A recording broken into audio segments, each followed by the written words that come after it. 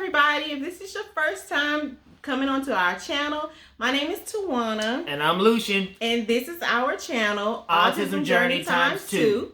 If you're a returning viewer, thank you for coming back. Now, if you're new, please scroll down and please hit that subscribe button so you can join our family. Also, hit the bell so that you'll know when we drop some new content. So, as I said in the last video, today we're going to tackle the subject of family and friends and how they dealt with the diagnosis. The news of the diagnosis. I guess I'll go first. Well, let me say that I felt as if it was hard. It was hard to tell family and friends. First of all, it's already hard for us to really get used to the diagnosis. When Tyshawn was first diagnosed, it was just new to everyone. I had never even heard of autism. So it was new to us.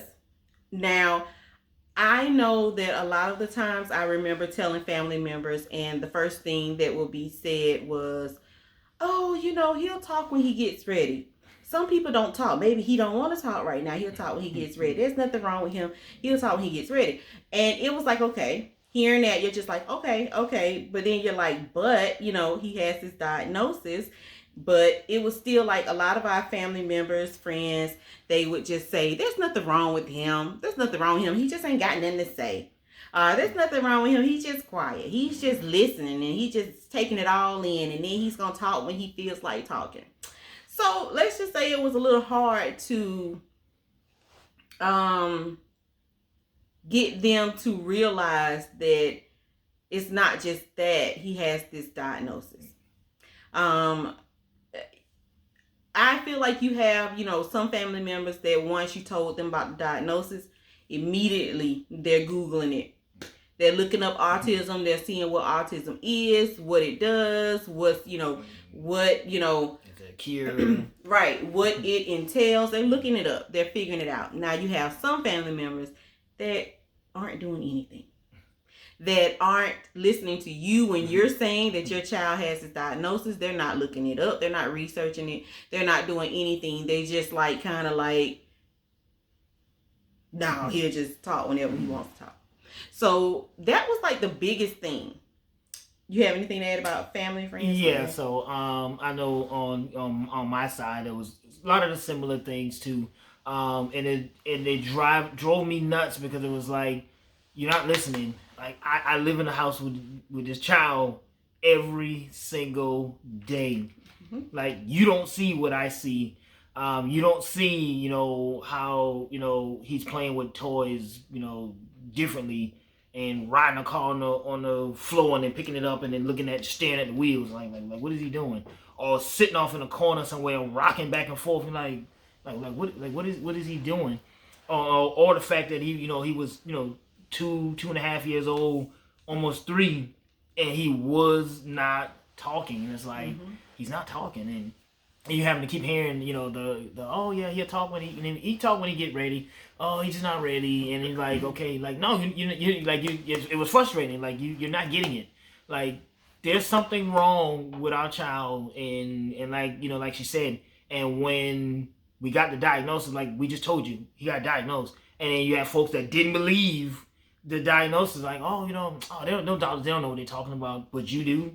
And it, like I said, it drove us nuts because it's okay, hey, at the end of the day, we know we got each other, and we know what we've been researching, we know what we need to do, and that's the things so we started the early intervention and started doing those things, and then once we were able to start doing those things, and then you got this, so something was wrong. Yes, that's what we've been trying to tell you this whole time, that something's been wrong.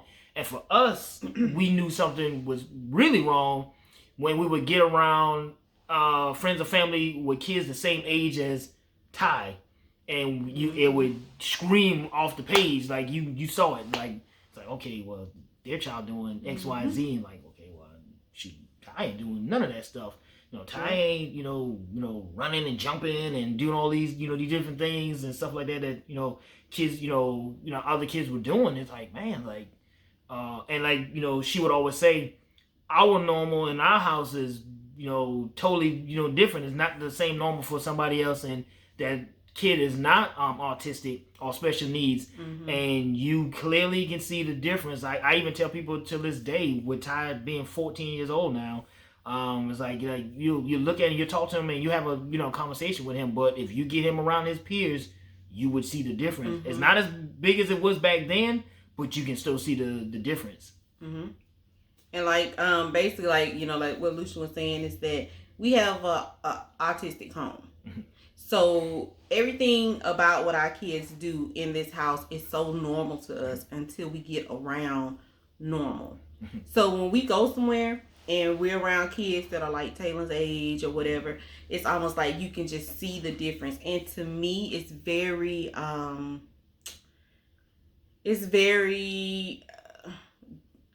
don't want to say like deflating, but it's very disheartening. Defeated? Yeah, like it really drains you to see what other kids are doing at Taylor's age, and then you have your child. Because like me and Lucian was just having a conversation a little bit earlier where we were talking about that issue, and I was telling him about how it's weird to me because it's like, even though I know Taylor is 8 years old, when I look at him, I don't see an 8-year-old.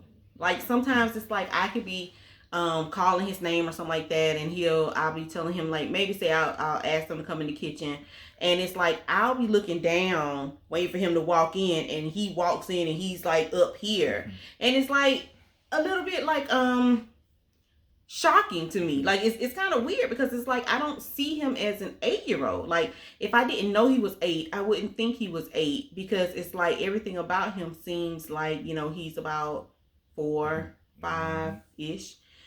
So I don't know. It's very weird. And like what I was telling Lucian too was about another thing that we were talking about was about like going around family and friends and stuff like that. And I remember like when Tyshawn was little, how it was very hard for me to go out in public, because it was like Tyshawn would have like his meltdowns and things like that. So it got to the point where it was like it was just easier to just stay home. Also with Taylor, like he used to have super meltdowns. I mean, like I know, he'll have a meltdown and make you leave all your stuff in the store, and you'll just go in the car. You just like bump it. I don't need these groceries. I don't need this. My throat. And I don't want to cough, y'all, because when you cough, people look at you crazy these days, but I think I have to cough. Sorry.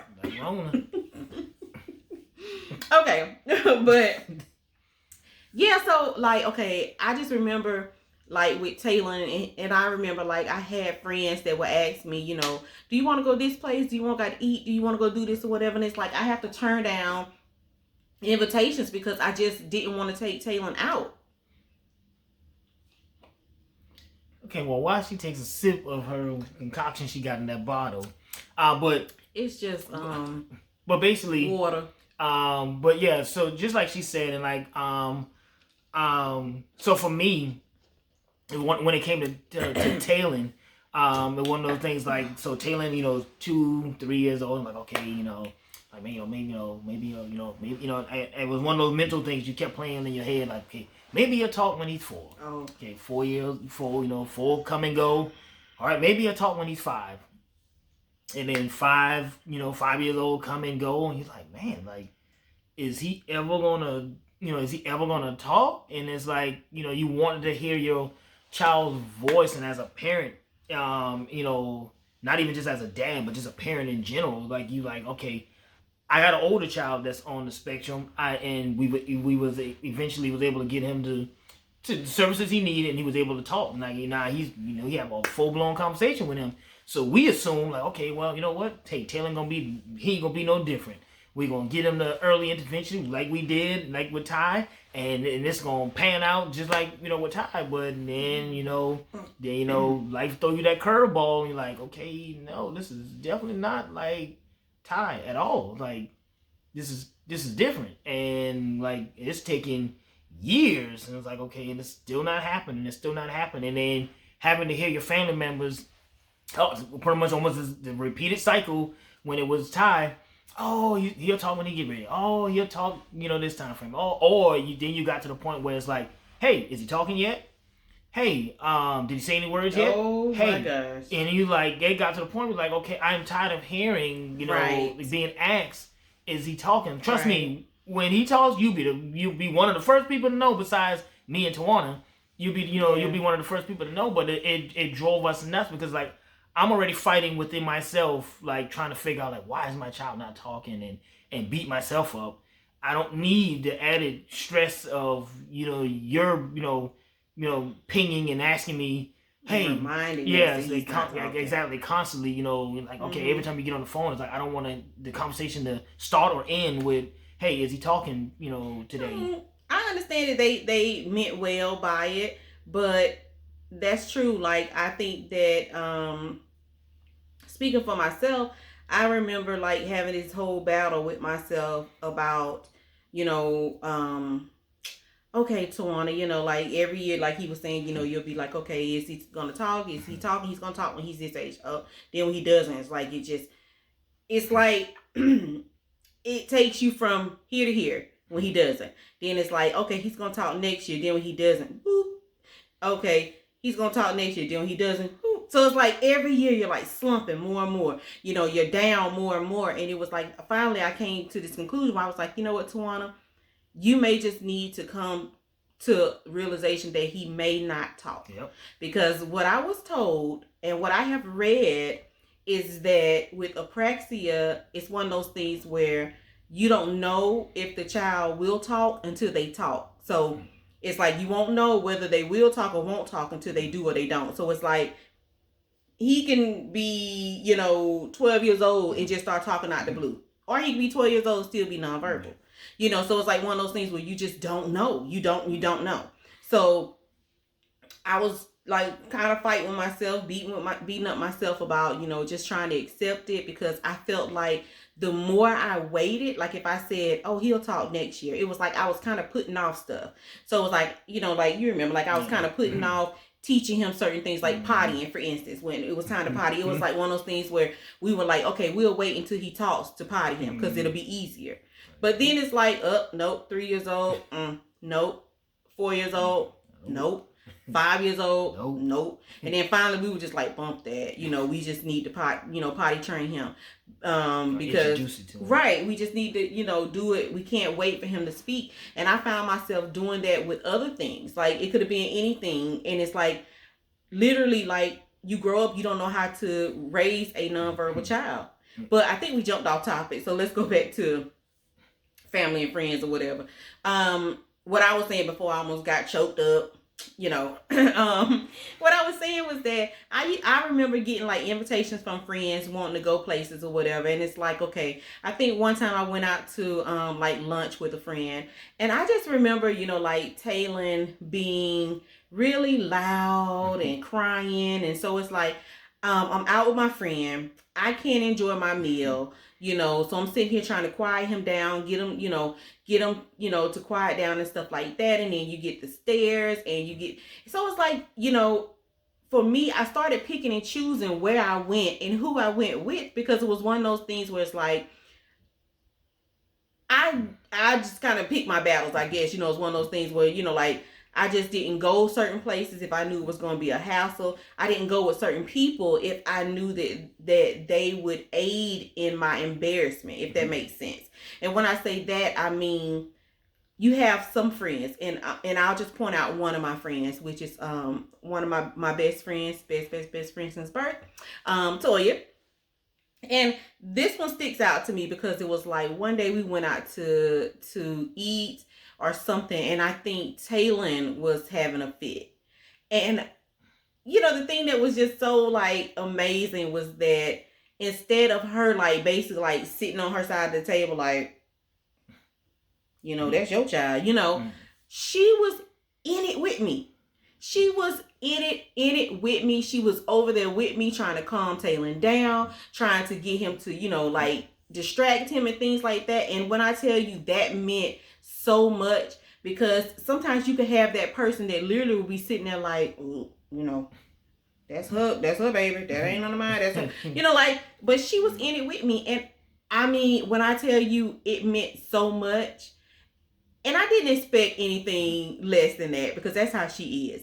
And then, to come to find out later on when she was older and her child, hey London, was acting up one day. We went out to eat and it was just like me and her, we'll sit there and we're, joking and kind of keeping each other from like freaking out and getting embarrassed and flipping out because you're so frustrated because everybody looking at you and your child wilding out.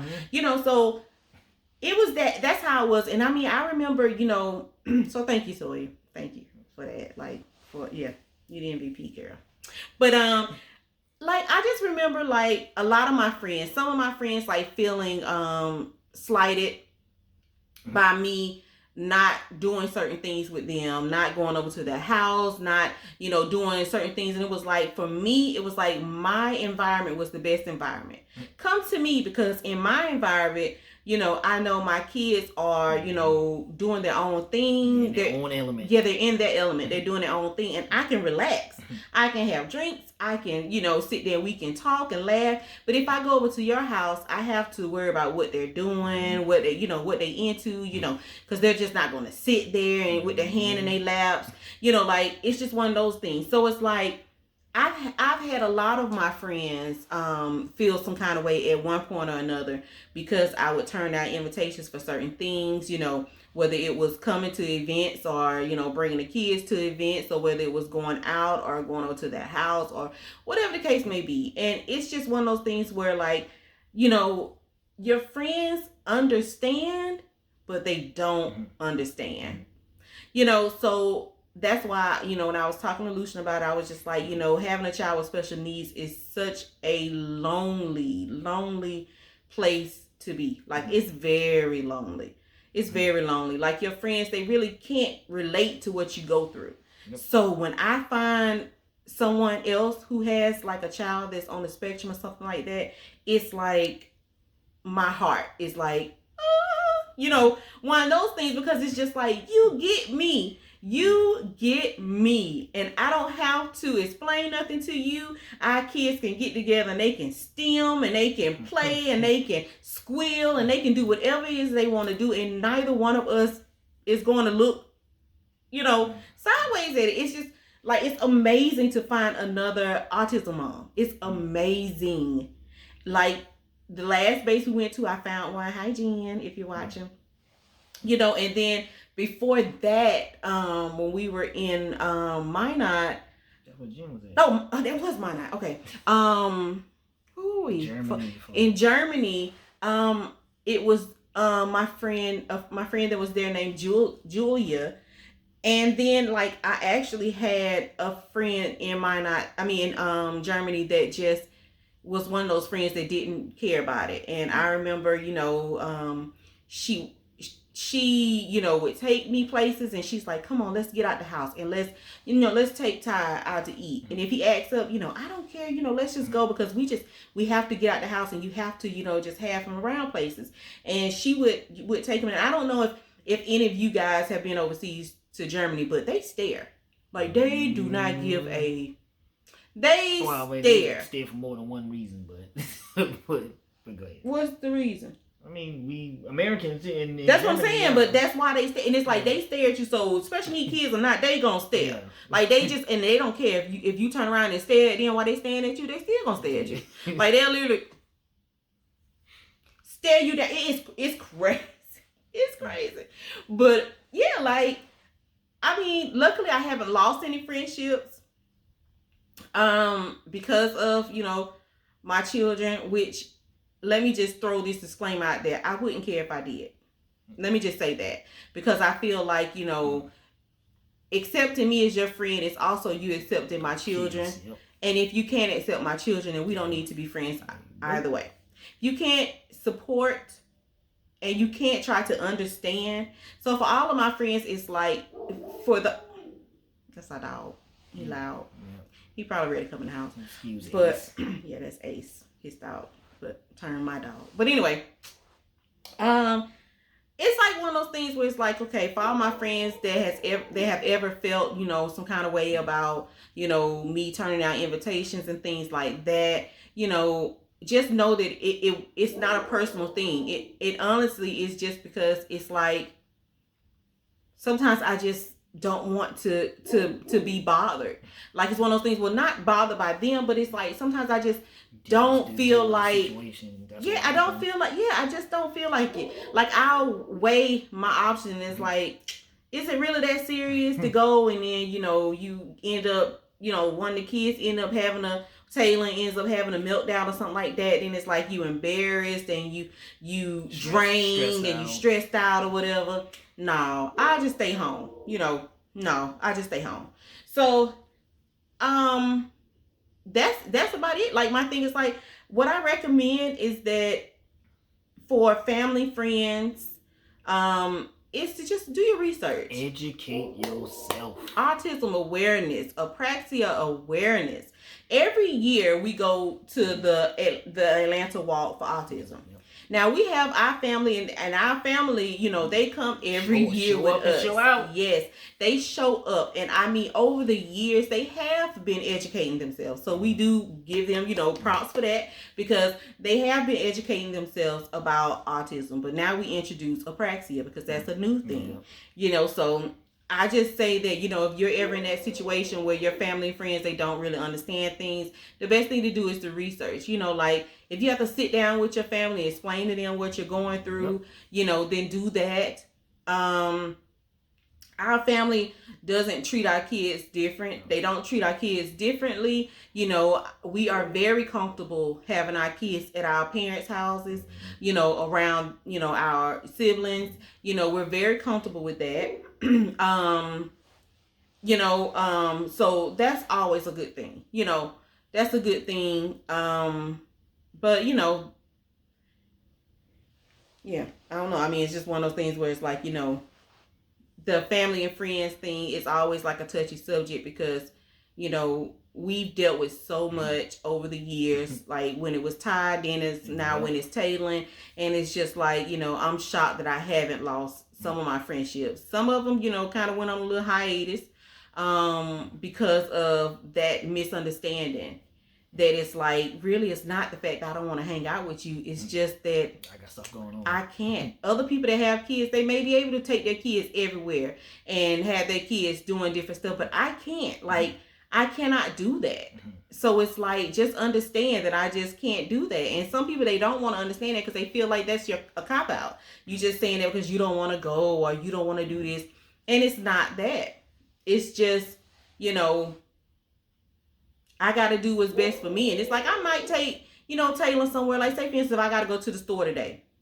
It's like, okay, without COVID, basically. But let's just say I got to go to the store. It's like, man, I could take Taylor, and Taylor might go through that store and might let me buy everything I need to get, browse like I need to browse and get stuff or whatever. But I also could take him and he could have a fit where it's like I'm in the store and then I'm halfway through shopping and he decides I'm ready to go. Sometimes before you walk through the door. And starts acting crazy, and I gotta rush and and get out of there. I've had times when Taylor was little, like I said, like I literally had to leave my grocery cart in the middle of the store and just go on home because it was just one of those things where it was like, I can't even do this.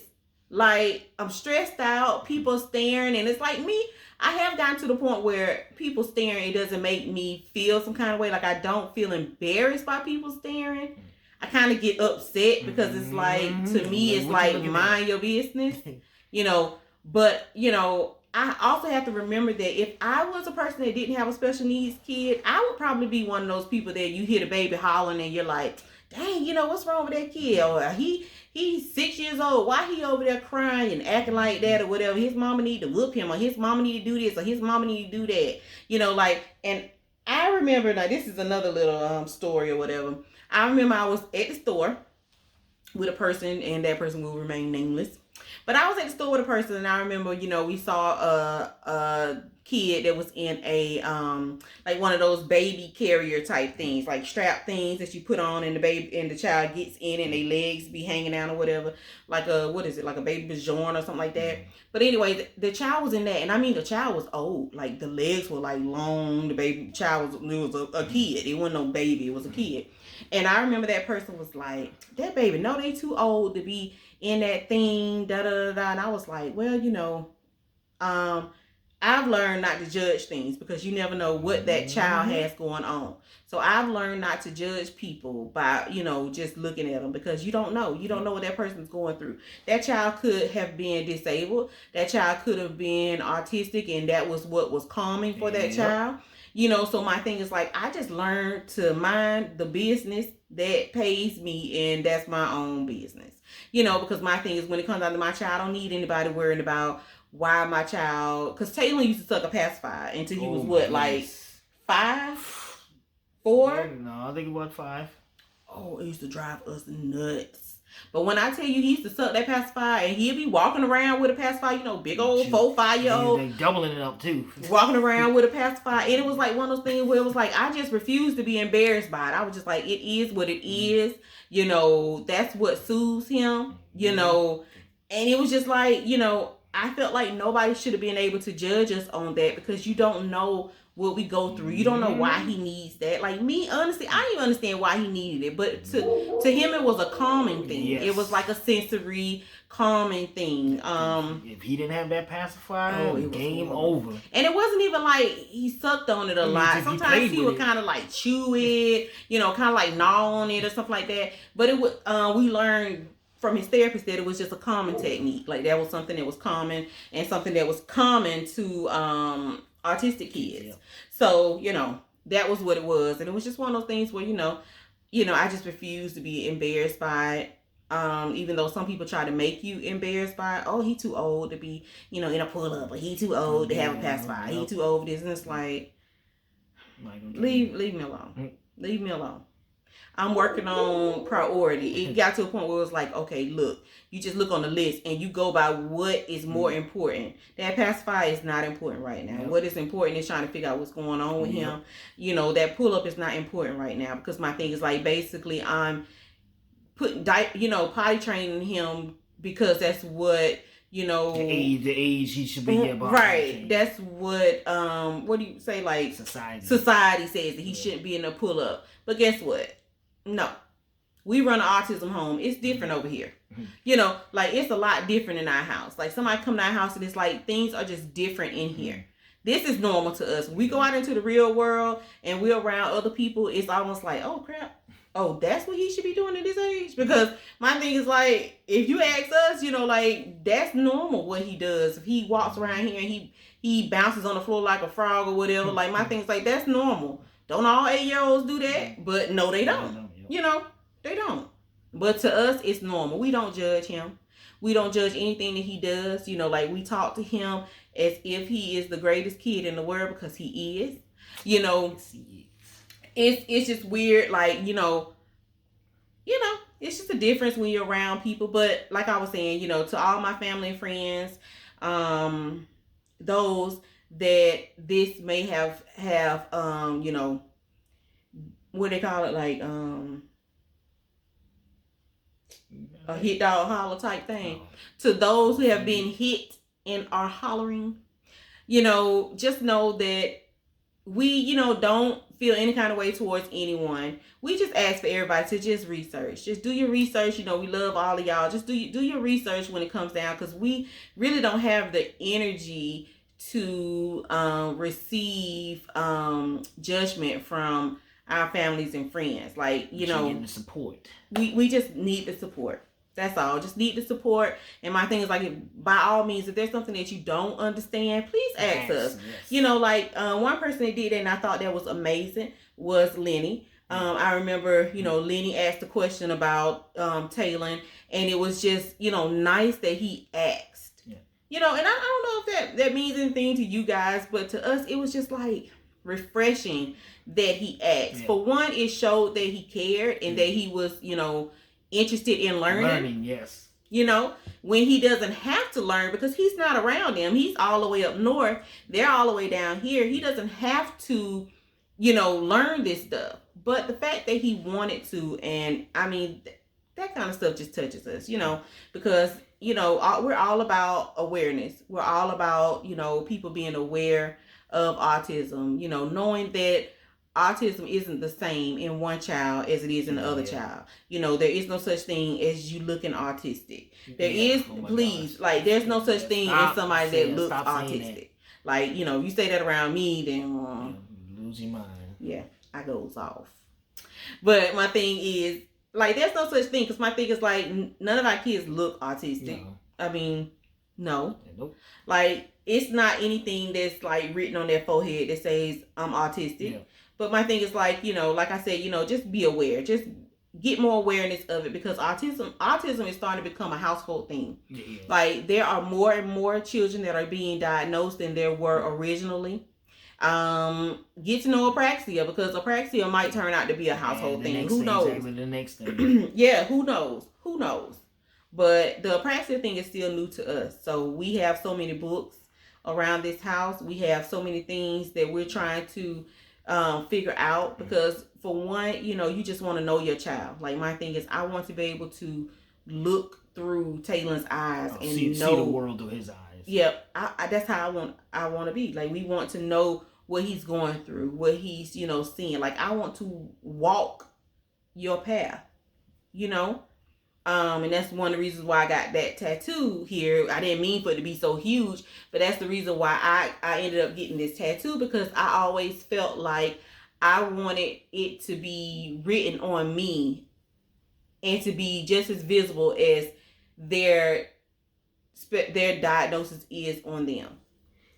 I didn't want them to be alone, so it's kind of like, okay, I want to be, you know, I want it written on me and for it to be as visible as, you know, you guys, you know. So, but anyways, yeah, we just wanted to get on here and talk about family and friends. We had someone request that. Hey Jerome, we had someone request that we get on here and we talk about it. So, yeah. Okay. So that's what we wanted to do. So we went ahead and gave you guys a double video. I don't know if they're going to get posted at the same time, but yeah, we just wanted to get on here and talk about that. If you guys have any questions or have any suggestions of things that you want to know about, I mean, me and Lucian probably will get on here one day and be extra vulnerable and talk about how we feel. Which is, give me the real vulnerable moment. But we may get on here and do one of those. But the purpose of us doing these videos are honestly just so that someone can watch it and not feel alone. Like, that's it. Yeah. Really. Basically. And I can also post a video on here too as well, from a dad perspective as well too. So if y'all want to see one of those videos, just drop a comment in the comment section and let us know. Yep. But yeah, we're gonna go ahead and conclude this and go get Ace, because it's like 20-something degrees outside, I believe. All right, you about to get us? I'm arrested around here. He ain't been outside before a minute. He wanted to go pee. But okay. We will check you guys later. Please, if you haven't already, hit the subscribe button. Also hit like if you like this video, and hit that bell so that you can get notifications whenever we drop a new video. Also, put comments down below if there's any questions that you have, any suggestions that you want to pass on to us, or whatever, you know, anything you want to say to us, you know. Let us know. But yeah, thank you guys so much for watching our video. Thank you for being on our channel. We appreciate you all, and we will see you later. Bye. Peace.